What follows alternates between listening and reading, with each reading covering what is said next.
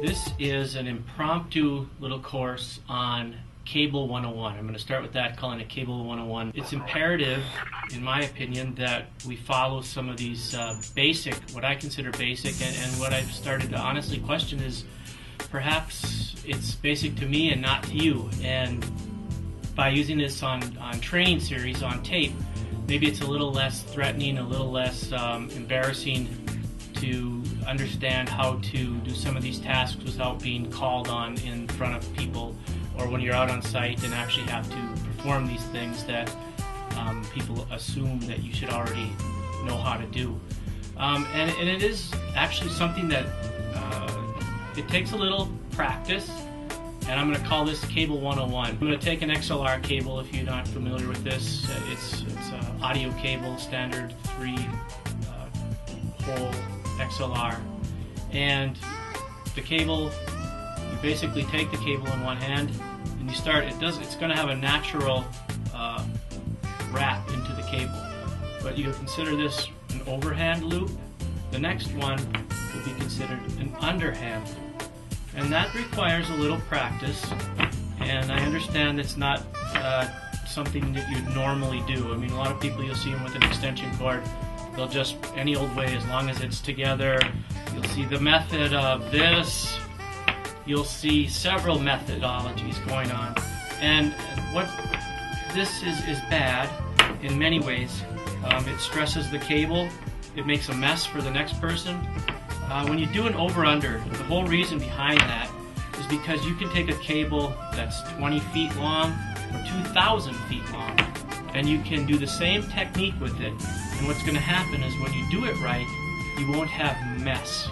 You can place it down and you can start paying out the cable, and it's going to work perfectly. It's going to not get into a mess. It's going to be all wrapped very nice, and it's just a sign that you've taken it to another level, that you're professional, that you care about what you're doing. This helps no one. This means I spent 15 minutes on that one. Doesn't seem like a lot of time, but when you're in a hurry and you really have to get something done, that's why we have process. That's why we do things the certain way that we do, so that we can learn from it. Cable wrap is definitely something that anyone can do with a little practice. But take it, I'm a lefty, so I've had a certain way that I've done things growing up and through this. But you take it, whatever, and there's one wrap. That's the over wrap. Count it out in your head or out loud. That's the under wrap. That's the over wrap. That's the under wrap. You see what I'm doing with that so that it lays down properly? That's the over wrap. You kind of spin the cable a little bit. The natural tendencies of the cable will help you so it doesn't get all twisted and kinked. If you forget where you are, back up. Oh yeah, okay. There's an over wrap. There's an under wrap. There's an over wrap. There's an under wrap. An over wrap. An under wrap. You can do this for our cables, for 25, 50 foot mic cables.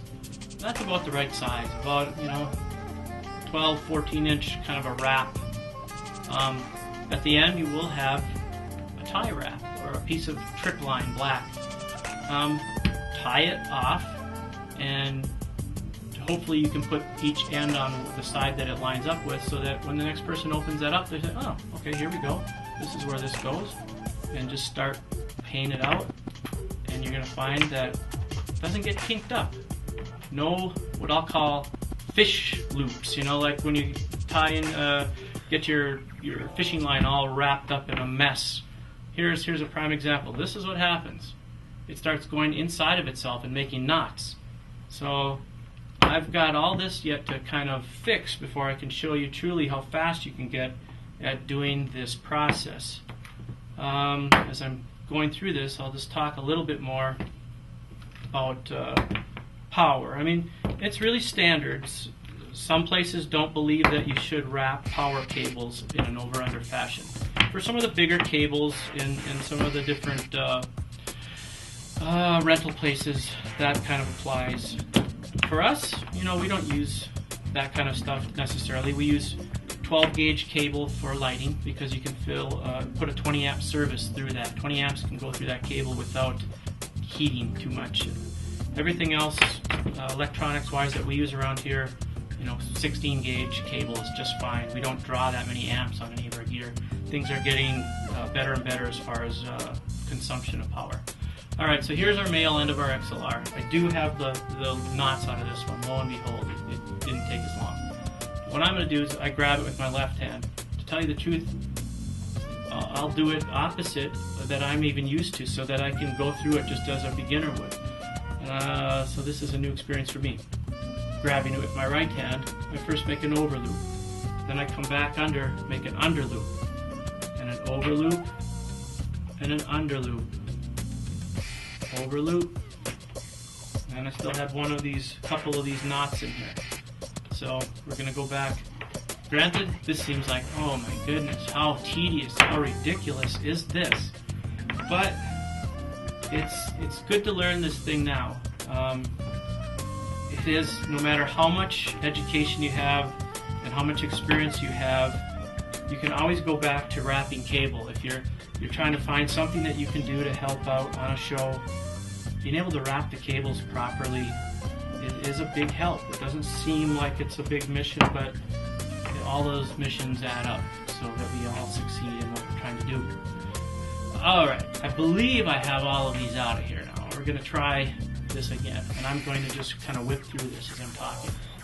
And I'm not even looking what I'm doing. I just kind of do this as a pattern. We do this with all of our big 5-wire cables that wrap up about as big as a car tire. We're not using that as much anymore. We use a lot of Cat 5 cable. We've cut down in our weight and just the pain, honestly, the pain factor of dealing with the big heavy 5-wire. But that's a nice wrapped cable. It's something to be proud of. I'm taking it light, but what you do after you do this is you would take this black piece of trick line that's on here, just tie it in a knot. Don't go nuts, don't put a loop, but just make a loose type of a square knot, just a granny knot. And that's going to come out of there the next time somebody needs to use it in much better shape than the rat nest that I just dealt with. So now we're going to just take it down again. I want to show you how this does work. Alright, and then it is nice to try to figure out which end. You don't want to have it come back through and all of a sudden you've got loops starting right from the very start. So there's how that worked out. That's going to stay on that end. And now where did this one end up? It should be right on this side, so that's not going to make any more knots. And what I'm going to do is just going to show you how this can work. I want to say this is about a 50-foot cable. Let's say it's a 2,000-foot cable. All of a sudden I can send a guy off with this end and go hook up, or I can lay it on the ground and chances are I can start pulling and it's going to follow me and not get all looped up. But it's like this. You can just keep paying out the cable and you'll see some of your sporting events. I want to loop it around a little bit, but it's still fine. That's what they do, is they pay out cable just like this. This one had a couple extra little loops in it, but I think you get the point. We'll do it one more time from the other way just to kind of show you that you can do it. I popped out a frame, I'm back. So I'm going to just have this as a mesh cable again. I'm going to wrap it from the female side. It doesn't matter, male or the female side. And I'm going to say back on up.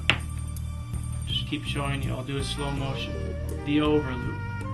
The under loop. You can kind of see how I just kind of wrap it so that it lays back on top of the other one. The over loop. I twist it with my thumb kind of as I bring the cable in. The under loop. The over loop. The under loop. The over loop. The under loop. Whatever you make a little game, count it out, 1, 2. It'll become second nature like anything. You do it a few times. Here I've got this again. I'm gonna pull it out of here, go again, and see how nicely it just actually plays out on my hand. Boom. One more time. You could actually have fun with this and have little tech games where you see how fast you can wrap a cable.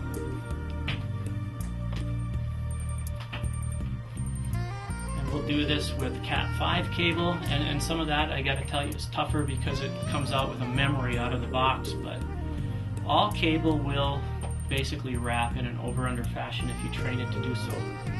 And there you go, a long, laborious Cable 101. I hope you get something out of this. That's a nice wrapped cable that we'd all be proud of, and be able to stack them up nice and be able to pull them out and be organized and do our mission successfully.